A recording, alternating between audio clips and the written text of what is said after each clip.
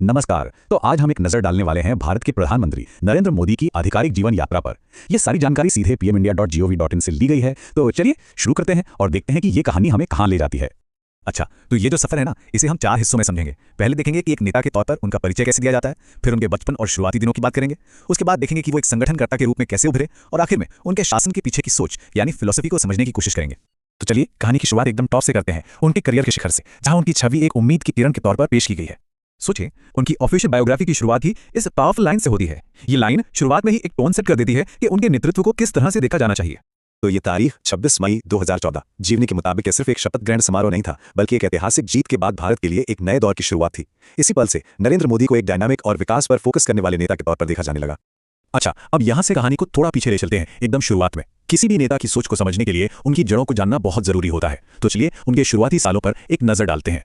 ये एक काफी दिलचस्प बात है ना। उनका जन्म 17 सितंबर 1950 को हुआ, यानी भारत की आजादी के ठीक बाद। ये बात उन्हें उन सभी प्रधानमंत्रियों से अलग करती है जो ब्रिटिश शासन के दौरान पैदा हुए थे।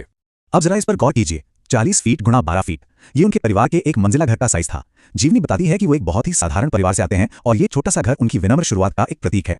तो उनके बचपन की तस्वीर कैसी थी?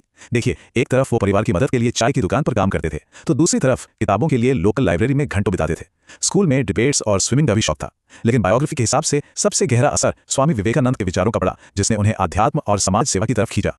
और फिर 17 साल की उम्र में एक ऐसा मोड़ आया जो शायद उनकी पूरी जिंदगी बदलने वाला था। उन्होंने घर छोड़ा और 2 साल तक पूरे भारत में घूमे। जीवनी कहती है कि जब वो इस यात्रा से लौटे तो उनका नजरिया पूरी तरह बदल चुका था और उन्हें अपने जीवन का एक साफ मकसद मिल गया था। तो उस यात्रा के बाद अब हम उनके जीवन के अगले हिस्से में आते हैं। यहाँ एक युवा जो आध्यात्मिक खोज पर था, वो अब एक कुशल राजनीतिक संगठनकर्ता बनने की राह पर था। अहमदाबाद आकर राष्ट्रीय स्वयंसेवक संघ यानी आरएसएस से जुड़ना उनके संगठनात्मक जीवन की एक तरह से ऑफिशियल शुरुआत थी। यहाँ एक प्रचारक के तौर पर उनका जीवन शुरू हुआ, मतलब एक फुल टाइम वर्कर, और ये जीवन काफी अनुशासित था। सुबह 5 बजे से लेकर देर रात तक काम करते हुए उन्होंने जमीनी स्तर पर संगठन को मजबूत करना सीखा।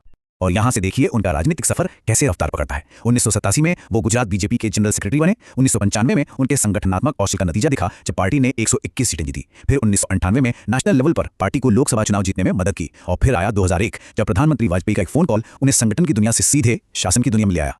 अच्छा, तो संगठन से अब बात आती है शासन की।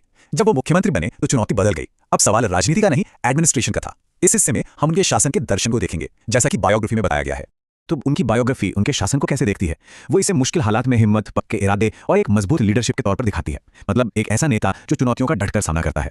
और इसी सोच का एक खास मंत्र था, मिनिमम गवर्नमेंट मैक्सिमम गवर्नेंस। सुनने में तो अच्छा लगता है, पर इसका मतलब क्या था?